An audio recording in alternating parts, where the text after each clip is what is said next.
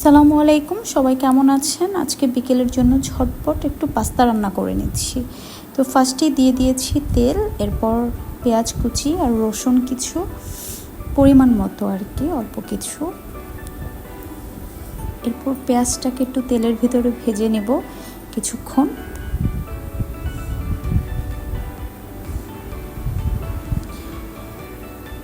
ভাজা হয়ে গেলে এতে আলুর কুচি দিয়ে দিচ্ছি।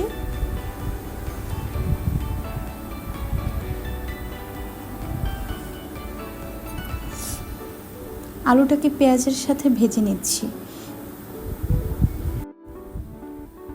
ভাজা হয়ে গেলে এতে আমি দিয়ে দিচ্ছি ম্যাগি মশলা 1 প্যাকেট, দিয়ে আবারও নেড়ে নিচ্ছি।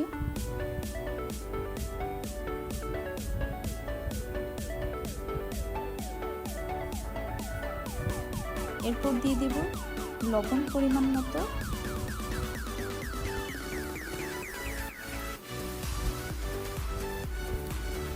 এরপর নেড়ে চেড়ে ঢেকে দেবো সিদ্ধ হবার জন্য। আলুটা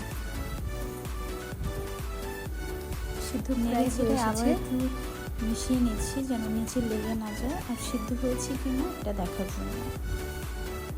তো এখনো অল্প কিছু সিদ্ধ হওয়া বাকি রয়েছে, আমি আবার ঢেকে দিচ্ছি ভালো করে সিদ্ধ হবার জন্য।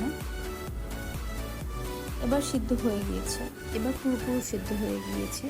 এখন এক সাইডে আলুগুলোকে রেখে এতে একটি ডিম দিয়ে দিচ্ছি। এখানে দিয়ে দিচ্ছি একটা ডিম।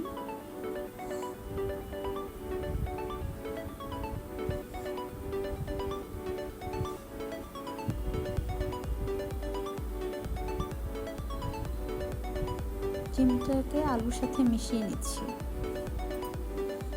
আমি ডিমটা আগে দেইনি, কারণ আগে দিলে আলু ডিমটা আমি ফার্স্টেই দেইনি, কারণ ডিমটা যদি আলুর সাথে ফার্স্টেই দিতাম তাহলে সিদ্ধ হতে হতে ডিমটা নরম হয়ে যেত। সিদ্ধ হওয়ার পরে আলুটা সিদ্ধ হবার পরে দিয়েছি। এখন এতে দিয়ে দিব 1 চামচ পরিমাণে সয়া সস, দিয়ে দিলাম অল্প কিছু সয়া সস, চিলি সস প্রায় 2 চামচের মতো। নেড়ে চেড়ে মাখিয়ে নিচ্ছি ভালো করে। এরপর এটাকে ভালো করে মিশিয়ে নিচ্ছি। আবার সাথে একটু ঝালের জন্য দিয়ে দিচ্ছি কাঁচামরিচ। এটা পরিমাণ মতো, যে যেমন ঝাল খান আর কি।